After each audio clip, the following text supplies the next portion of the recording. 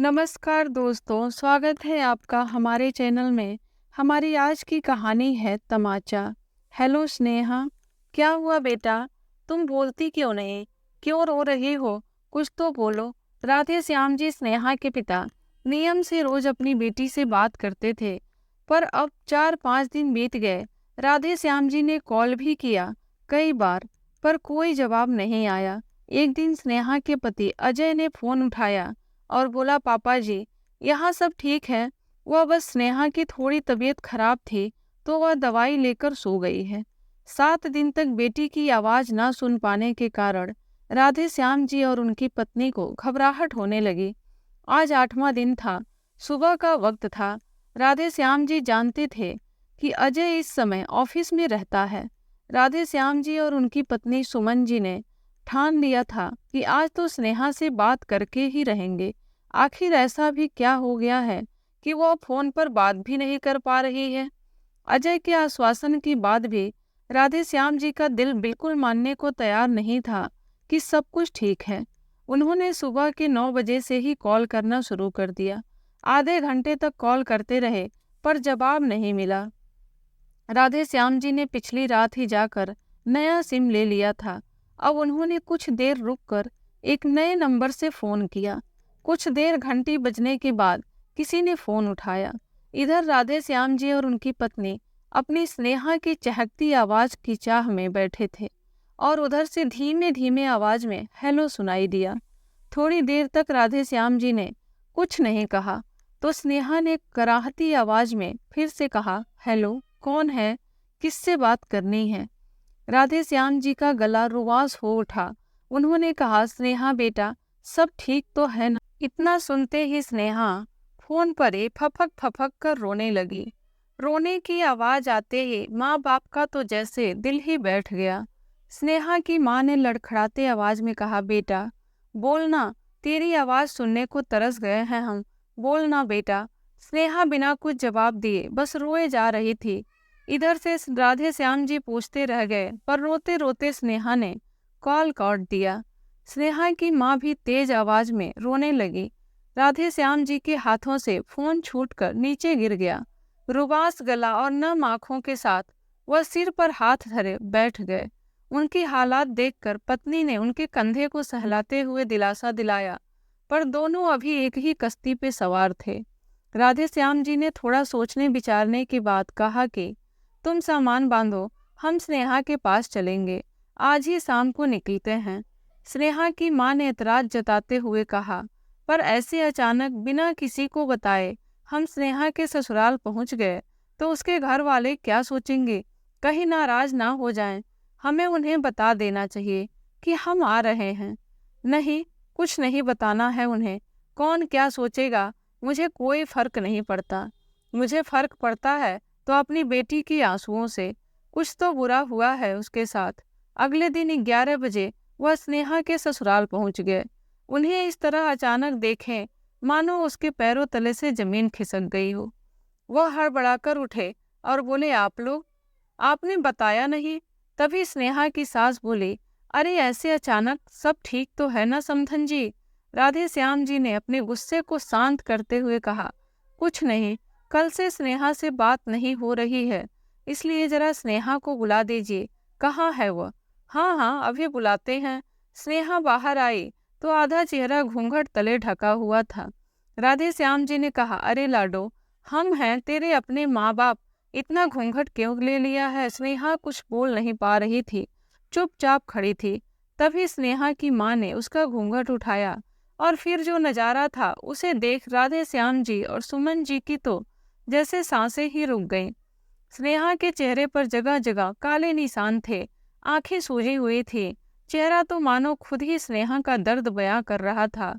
दर्द का घूंट पीते हुए सुमन जी ने कहा, यह क्या हुआ है लाडो? कैसे लगी तुम्हें इतनी चोट? स्नेहा जोर जोर से रोते हुए जमीन पर बैठ गई। सुमन जी स्नेहा का दर्द बर्दाश्त नहीं कर पा रही थीं। राधे श्याम जी का शक अब यकीन में बदल चुका था। अपनी बच्ची की ऐसी हालात देखने के बाद तो कोई भी बाप चुप नहीं रह सकता। उन्होंने आवाज ऊंची करते हुए अजय से पूछा, कैसे हुआ यह सब? आप खुद बताएंगे या मैं अपने तरीके से पता करूं? अजय की माँ ने भी आवाज ऊंची कर ली। देखिए भाई साहब, लड़की के पिता हैं, आप जरा आपे में रहिए, अपनी औकात ना भूलिए। स्नेहा की शादी करके आप उसे विदा कर चुके हैं, यह हमारी जिम्मेदारी है।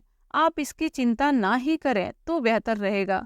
बहुत मान सम्मान कर लिया हमने आपका, अब यहाँ से निकलिए।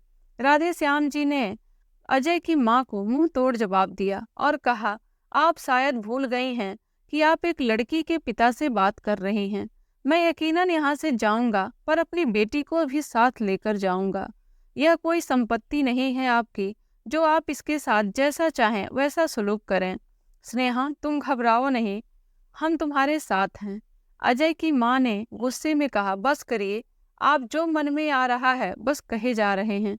शराब के नशे में आकर अगर अजय ने जरा सा हाथ उठा ही दिया तो क्या हो गया? आखिर यह पत्नी है, इतना तो इसे सहना ही होगा। और इसे जरूरत ही क्या थी हर बात पर बहस करने की? आखिर कोई कब तक बर्दाश्त करे? राधे श्याम जी मुंह बनाते हुए कहे, हाँ, अरे बहन जी, आपने क्या सही बात कहा है। आखिर कब तक कोई बर्दाश्त करे? भला सुना तुमने स्नेहा? अगर कोई तुम्हें परेशान करे तो तुम्हें चुप नहीं बैठना चाहिए था। तुम्हारी सास इतनी अच्छी सीख देती हैं, पर लगता है तुम उनकी बात नहीं मानती हो। अब सच सच बताओ कि क्या अजय ने पहली बार तुम पर हाथ उठाया या इससे पहले भी हो चुका है? आज चुप ना रहना स्नेहा, बेटा बोलो, जवाब दो। स्नेहा ने रोते हुए कहा, पापा, यह पहली बार नहीं है, पिछले 8 महीने से यही सिलसिला चल रहा है और मम्मी जी को भी लगता है कि पत्नी है तो सहना ही पड़ेगा। अजय को भी कई बार समझाया पर कुछ असर नहीं हुआ। सोचा आपसे बताऊं, पर अजय ने धमकी दे रखी थी कि अगर मैंने कुछ भी कहा आप लोगों से तो वो आप लोगों को नुकसान पहुंचाएगा। मैं क्या करती पापा, मेरे समझ में कुछ नहीं आ रहा था। स्नेहा कहते हुए जोर जोर से रोने लगी। पापा ने स्नेहा को सीने से लगा लिया और शांत कराया और कहा, स्नेहा, एक बात ध्यान से सुनो, अन्याय करना और सहना दोनों गलत है। 2 साल की शादी और 8 महीने से यह सब कुछ, तुमने इनकी गलती में अपनी सहभागिता दी है, मतलब तुम भी गलत हो गई। जब अजय ने तुम पर हाथ उठाया था उसी क्षण उसे मुंह तोड़ जवाब देना चाहिए था। आसपास जो सामान मिले उसी से मारो और इतनी जोर से मारो कि सामने वाले की आह निकल जाए। पुरुष स्त्री का भेदभाव करके कमजोर मत बनो बेटा। तब तक मारो जब तक तुम्हें मारने वाला तुम्हारे सामने हाथ जोड़कर माफी ना मांग ले। और मेरी चिंता तो बिल्कुल मत करना, अगर मैं अपनी बेटी को डोली में बिठाकर विदा कर सकता हूँ तो उसी बेटी को तकलीफ देने वाले को भी उठवा सकता हूँ। राधे श्याम जी की बातें सुन अजय की माँ तिलमिला उठी और बोली, बस कीजिए राधे श्याम जी, ये आप कैसी बातें सिखा रहे हैं अपनी बेटी को? आप लड़की के पिता हैं, आपको झुककर रहना चाहिए और आप अकड़ दिखा रहे हैं। हमारे ही घर में मुझे और मेरे बेटे को धमका रहे हैं।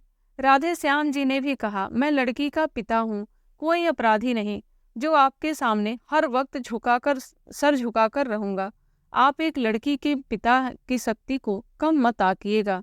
अगर एक तरफ पानी की शीतलता है लड़की के पिता, तो दूसरी तरफ जरूरत पड़ने पर जलती ज्वाला भी है। मैंने अपनी दोनों बेटियों और बेटों में कभी कोई फर्क नहीं किया है। आज तक कभी इन पर कोई हाथ नहीं उठाया, एक खरोच तक नहीं आने दी। और आज आप लोगों ने क्या हालत कर दी है मेरी बेटी की, और आप आज भी यही नम्रता की उम्मीद लगा रही हैं हमसे। अपनी बेटियों के सामने शुरू से ही संस्कार के गुण गाते रहते हैं, इतना संस्कारी बना देते हैं कि यह ससुराल और मायके की इज्जत को सोचकर सब कुछ चुपचाप सहन करने लगती हैं। यह कैसे संस्कार हैं जो हमारे बच्चों को ही तकलीफ दे? बहन जी, बहुत देख लिया आपके और आपके बेटे के सद्गुण, अब आप आराम से अपने बेटे को सिखाइए पढ़ाइए। स्नेहा बेटा, तुम चलो हमारे साथ।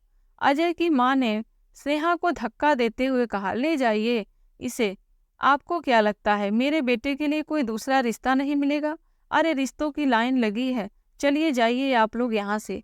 स्नेहा की माँ ने स्नेहा को संभालते हुए बोली, कितनी बदतमीज औरत है यह, बोलने की भी तमीज नहीं है।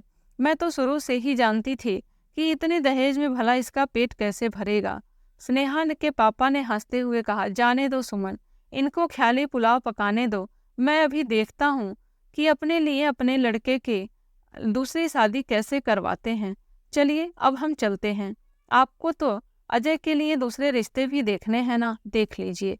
अजय ने गुस्से में आकर स्नेहा को अपनी ओर खींचते हुए एक थप्पड़ लगा दिया।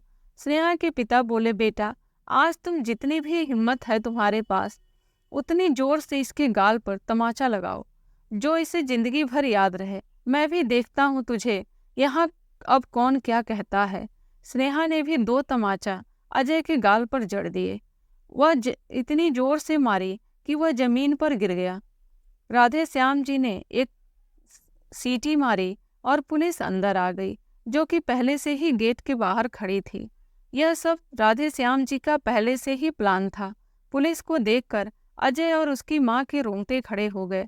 अजय आने वाले परिस्थितियों के बारे में भाप गया और माँ को इशारा किया कि माँ माफ़ी मांग लो वरना हम बुरे फंसे। अजय तो स्नेहा के पैरों में गिर गया और अजय की माँ भी हाथ जोड़कर विनती करने लगी। राधे श्याम जी स्नेहा की तरफ देखने लगे तो पूरी हिम्मत के साथ स्नेहा ने कहा, आप लोग हाथ जोड़ने का नाटक अपने वकील के सामने करना, शायद आप लोगों का कुछ भला हो जाए। पुलिस बोली, अब माँ बेटे दोनों आराम से जेल में बैठकर ज्ञान बांटना।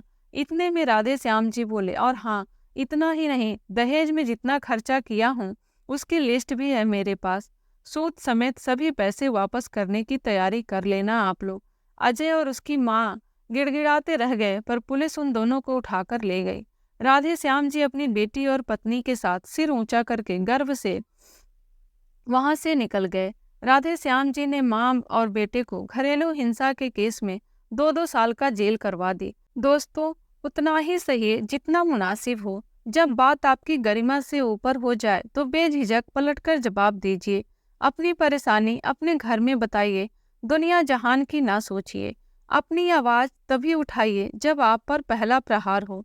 बात बढ़ने का इंतजार ना करिए। चुप्पी साधना किसी भी समस्या का समाधान नहीं है। आशा करती हूँ दोस्तों आपको हमारी कहानी पसंद आई होगी। कहानी पसंद आई हो तो वीडियो को लाइक करें और हमारे चैनल पर नए हैं तो चैनल को ज़रूर सब्सक्राइब करें। कहानी को अंत तक सुनने के लिए बहुत बहुत धन्यवाद।